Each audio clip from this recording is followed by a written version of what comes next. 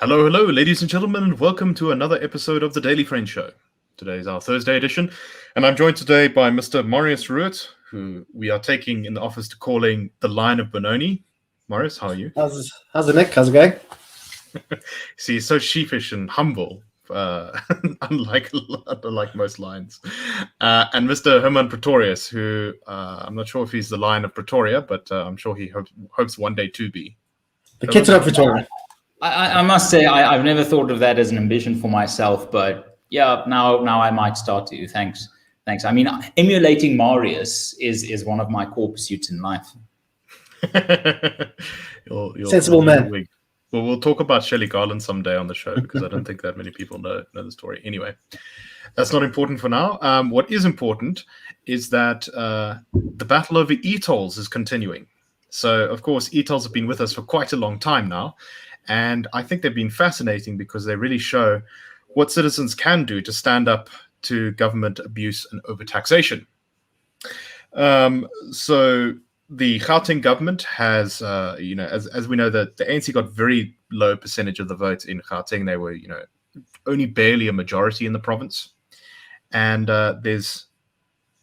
it seems that this has forced the ANC in Gauteng to take a much harder, knowing that this was going to happen, they took a much harder stance on ETolls, and they've disagreed with national government over whether the N1 highway should have the electronic tolling system continue to be implemented. However, SANRAL, which runs the national highway, the N1, has refused to get rid of the system and says that we just need to make sure that it works and that compliance is too low, and so they're going to start punishing people who don't pay their ETolls. The Organization for Undoing Tax Abuse, OUTA, claims that there's less than 20% compliance when it comes to ETolls. SANRAL appears to have agreed with this. The SANRAL CEO said that only 20% of users were paying ETolls, and the situation has gotten worse since the lockdown, which is unsurprising because people have even less money to spend these days. There have been attempts by SANRAL to block people from renewing their car licenses if they owe ETolls. And while this seems to be in effect, no one's been able to implement it, as many people know who have managed to renew their car license despite owing ETolls. So with the Gauteng government making another case to the national government that the ETolls should be scrapped. The question I think now is, are ETolls soon to be going the way of the dodo? Let me start with you, Marius. Let me start with you, Hermann. What do you think of how ETolls have kind of played out, and what do you think of their future? Well, I think every municipal election year, the Gauteng ANC comes out against ETolls. Then it's election, and then the opposition goes away, and then it's against. I mean, the ETolls. There's only been one municipal election cycle, I think, since 2013, December 2013, when ETolls were introduced, and that was in the 2016 election municipal elections. And I remember the Gauteng ANC then being very much against it, and they were against it. Then the election happened, and then they said nothing about it for 4 or 5 years, and now they're against it again because surprise, surprise, and it's a municipal election year. So are we going to see ETolls going the way of the dodo? I doubt it. I think this is politicizing. I think the fiscal argument for introducing ETolls in the first place hasn't changed, and I don't think the ANC in Gauteng really wants to get rid of it. It's really, in my very cynical view, just cheap politicking from a party facing a tough election. I think there's definitely something to that. But Marius, I push the question to you, and I think an argument can be made that even if the ANC in Gauteng is kind of play acting and they don't really care that much about getting rid of ETolls and they're just doing this to shore up their electoral support, that the system is going to effectively collapse even more than it already has because so few people are paying. I mean, it seems like less than 20% of people who are getting EToll bills are actually paying right now. So is ETolls dead but just hasn't been confirmed yet? I think they are, but I also just want to disagree with Hermann. I don't think this comes up also in provincial. I mean, this is more of a provincial issue than a municipal issue. So it came up in 2014 and 2019. And I do think, contrary to popular belief, the ANC often does react to pressure, whether it's at the ballot box or or through civil society and so on. And one of the reasons David Makura, who's a fairly competent person, was appointed as Premier in Gauteng, is because the ANC knew they're very close to losing the majority in both 2014 and 2019. And as Nick pointed out, I mean, I think they got 50.2% of the vote in 2019. So they held on to the province by the skin of their teeth. Even in 2014, they only got 53% of the vote.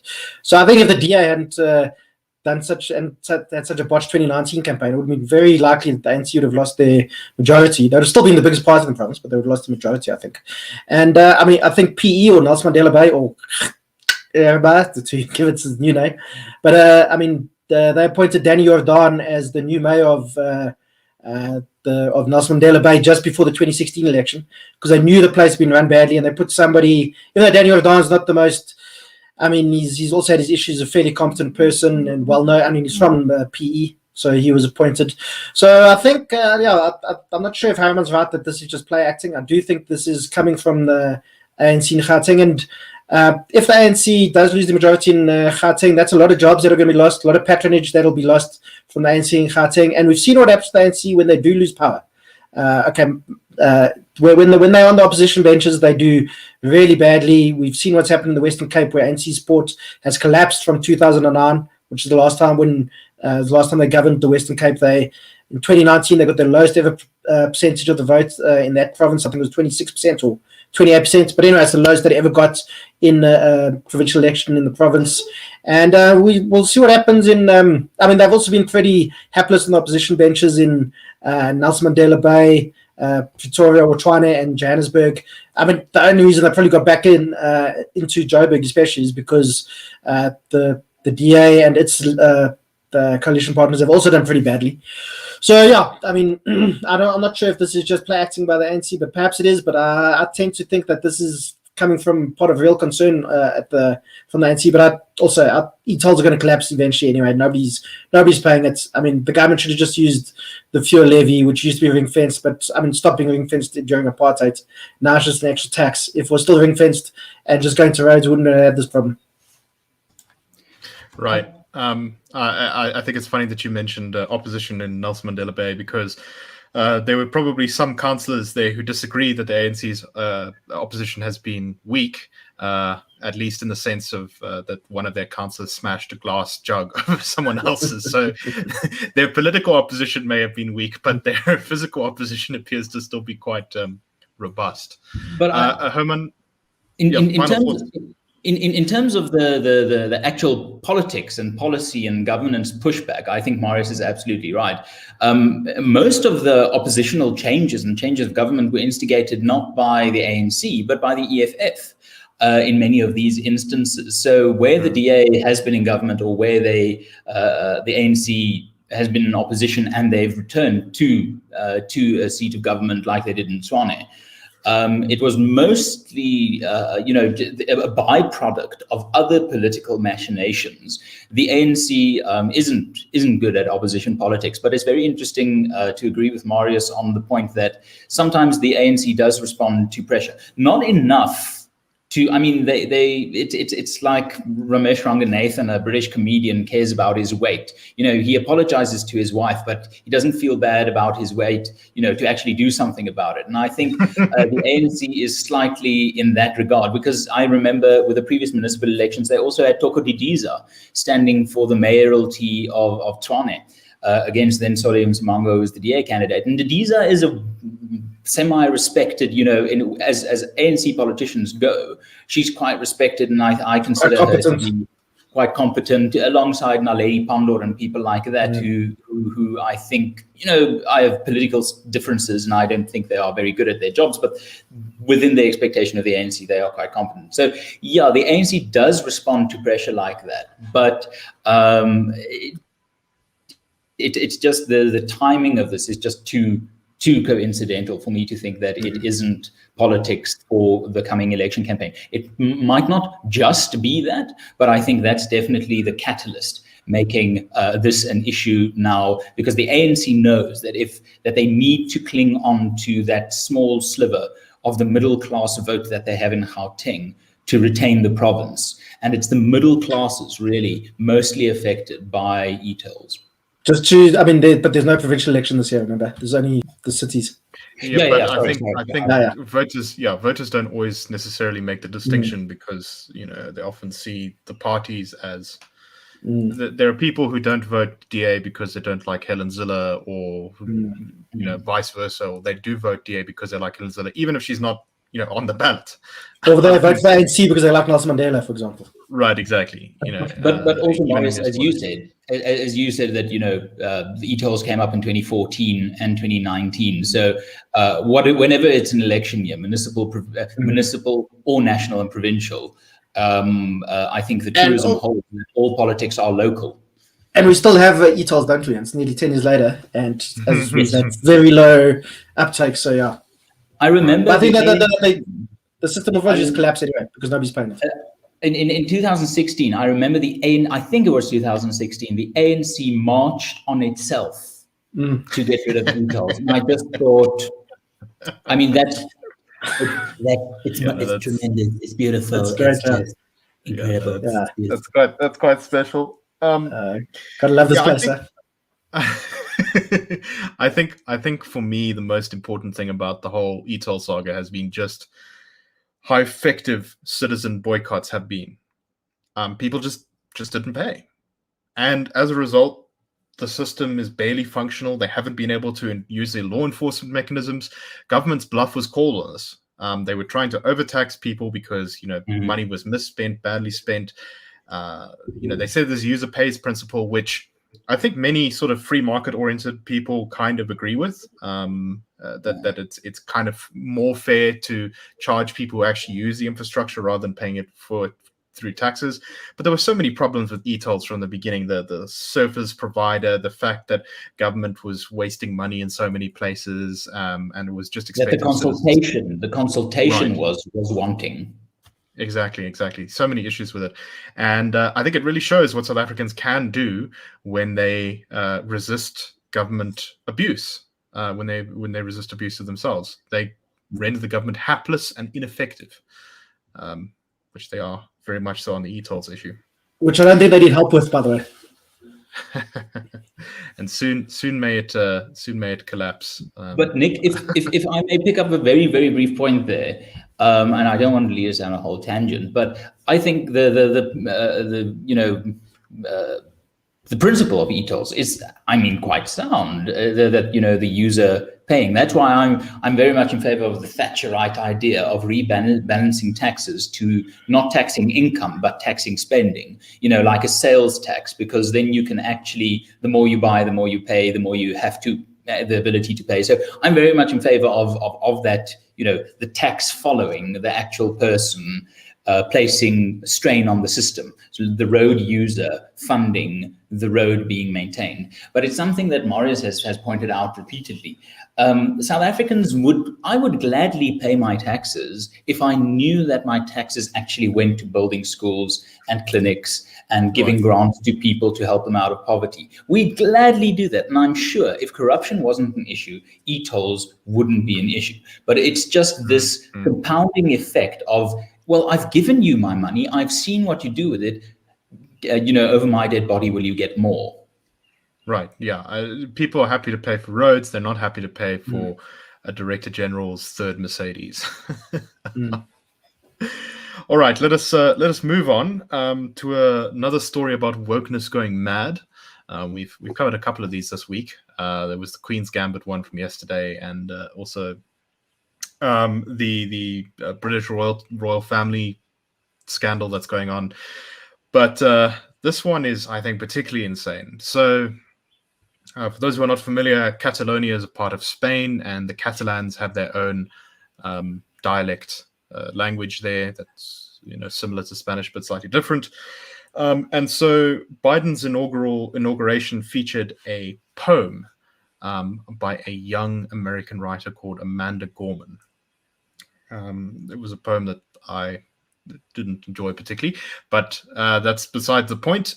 So she's a young black woman, and that was one of the reasons why she was specifically chosen to give this speech, because Biden wanted to show that he was, a progressive candidate. And the speech is now being translated the poem is being translated into various languages.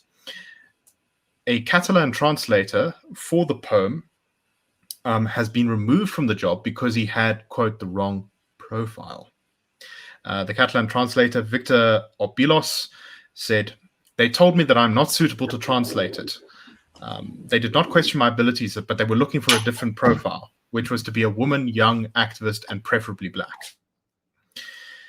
So he went on, the translator who was kicked off of this job went on to say that it's a very complicated subject that cannot be treated with frivolity. But if I cannot translate a poem because she is a young black woman, an American of the 21st century, neither can I translate the Greek epic by Homer because I'm not a Greek of the 8th century BC, nor could I translate Shakespeare because I'm not a 16th century Englishman. Marius, what do you make of this story? Yeah, it's ridiculous. I think there's not much you can say about it, really. And you can... If it's also this race essentialism, which is really worrying. Just because somebody's a white Catalan, that doesn't mean he can't understand what a young black girl from the 21st century America has gone through, or can't connect with her on a certain level. And also, do we really want people just to write what they know, their own experiences? Then the world will be pretty boring. To be frivolous, then we wouldn't be able to. There'd be no science fiction writing. Tolkien wouldn't have been able to write Lord of the Rings, because what does he know about hobbits or orcs or wizards or whatever? To be a bit flippant, but and we need to, and it's also a way of learning about other people's cultures and being able to connect with them, even though they've had different experiences. And even just because the three of us are all white South African males, but we've all had very different experiences, and but we can still connect with each other, whether we, and I'm sure. And I can connect and understand something that somebody's gone through, whether they, black Muslim female refugee from the Sudan. Just because they're different color or gender and culture from me doesn't mean we can't connect on some level. And I think this is what this is saying. It's saying only black people can connect with other black people, which is complete rubbish. And yeah, it's just, wokeness is, it's bringing this really obscene race essentialism into the dialogue, I think, and it's something I think we all need to push back against. Right, I agree with that. And for me, what's particularly concerning about this is how wokeness started off being more focused on just making sure that people of the right political dimensions, so you had to be a feminist or whatever in order to opine on something or take a position. But now it's turning to a very, as you said, race essentialist angle. That's becoming increasingly popular in the way that wokeness is practiced in the public square. And now it's not just enough that you pay lip service to all the woke ideas and sort of bow and scrape before it, but now that you also are the right color, the right gender, the right sexual orientation, which I think is a very dangerous road to go down. Hermann, your thoughts on this issue? Yeah, I must say the first thing is the world without Lord of the Rings isn't a world worth living in. It's the most wonderful story ever told. I think that my core frustration here is that it's hypocritical. It's absolutely foolish and dumb, this whole idea. Because if we're going to be honest, if he's got the wrong profile, then we're running into difficulty, because the word profile comes from the Latin filium, meaning thread, and then take it to the Italian, pro is forth, and then you've got filare is to spin from the thread. So profile is actually a very, very European white word from Italy. So they can't use that. So they culturally appropriated that word if they say that you're not the right profile. Then we run into the difficulty of the patriarchy.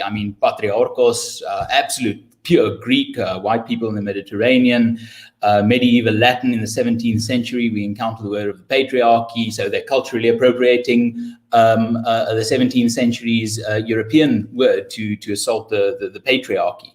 Then we have the problems of running into their what hegemony and epistemology and epistemological is from episteme, the Greek for knowledge. Pedagogical is from pedagogiae. It's just even decolonize. The word decolonize comes from the nugatory Latin suffix de and the Latin colonus. So if you're going to start drawing lines around what individuals can relate to, then you are going to have absolute breakdown of any form of human interaction, because then you actually go to the absurdity of philosophy that there is only the subjective. There is no objective frame of reference. So there is no way for you and me to have something objective to point to as a common ground, a shared meaning. The words, the sounds we then make become absolutely subjective. So we can't even say the word say means something that the three of us and listeners can relate to. So it really just opens the door to the total destruction of 1,000 years of philosophical and logical advancement. The whole idea of Western civilization, which, as you know, was pointed out the other day in Liberal Club, didn't start in the West. It started in freaking Persia, which is to the east of South Africa. So if we're going to start playing these stupid games, we need to know what the consequences of this will be. It will be a fundamental breakdown in the ability of one person to relate to another, because you're just saying the concept, the whole Enlightenment concept of rational thought, of being able to relate to a topic or a person through cognitive or cerebral exploration of a topic, is just not doable. And then you're killing science, you're killing progress, you're killing 1,000 years of human development. And that's why this thing actually riles me up so much. It's not about Catalan poets being representative. It's about deeper than that. That's why the Markels, that's why they are such a problem, because it's a symbol of such a deep rot being allowed to set in to human relations that I just think it must be called out as absolutely, absolutely toxic. But I think even not talking about rationality and what have you, just saying that humans just can't relate to each other on a fundamental level just because of their skin color. I mean, it's absolutely ridiculous. And also, say somebody who can speak English from Moldova wants to translate this poem. I mean, I'm sure there are not many black professional translators of Moldovan, or Polish or whatever, or Japanese, or whatever the case may be. So we just can't translate this language now because people of the correct skin color don't exist to translate. I mean, it's absolutely, it's ridiculous. It forgets the idea that all human culture are patchwork quilts of other cultures. Right. There is no such thing as a culture with a border around it. I mean, there is no such thing. It's only cross-pollination that has developed and has made human progress in language and all these things possible, with all the goods and ills coming with it. Exactly. Right. No, my favorite example of that actually is that many people associate pop and millies with being the sort of like most basic, authentic Black South African kind of food, right? But not only is pop enjoyed by many of South Africa's cultures, but it comes from a Central American plant, which is maize, which was introduced to Africa by European traders probably in the 1500s. So there is, everything is from a process of mixing. Italian pasta is from China. Right, exactly. One of the other things I just want to say before we close off on this topic is this idea that certain people can only be associated with people of their own race because they're the only people who can understand that group's experience. It is the fundamental principle on which the apartheid system was built, because the apartheid system said black people can only represent black people in black nations and white people can only represent white people in white nations, etc., etc. And this is exactly the same thinking. And the Wokistas are now basically trying to re-mainstream this after, this idea has been in decline, or at least it was in decline from, I would say probably the 30s until now. And yet it plays into such a stupid reading of history, because it assumes that whiteness is this this single hegemonic entity. block. Yes, This hegemonic block that all white people, it just ignores the stupidity of 100 years ago. White Irish and Polish people were being discriminated against in New York. No Irish need apply was just a few decades before, blacks, whites only on the South African beach. The stupidity of thinking that the current delineation of tribes is the historical and the absolute unassailable definition of human identity is moronic. To be fair to the wokeistas, this is why they talk about whiteness and not whites, because they claim that whiteness is a construct that gets expanded to certain people when they do the white thing or whatever. Like Thomas Sowell. Thomas Sowell probably has a stevige klap whiteness. Right, but that's exactly what they use to attack Thomas Sowell, to say, oh, he's imbibed whiteness or something like that. But when you actually get the sort of wokeistas to define what whiteness is, it's almost always capitalism and working hard and being responsible, and so they literally claim, they're literally saying that to be white is to be a hardworking free marketeer who treats one's family well and things like that, which is so twisted and so racist that it's difficult to wrap one's head around. Anyway, let's very briefly move on in the last sort of 3 minutes or so to our final story for today, and that is news from Brazil. So Brazil's currently in a bit of a turmoil. It's got a new variant of COVID, a lot like us, and it's going through a very bad COVID wave at the moment. But it's also got some political turmoil. So a couple of years ago, the former president of Brazil, Lula, I can't remember his other names, but he's Luiz Inácio da Silva.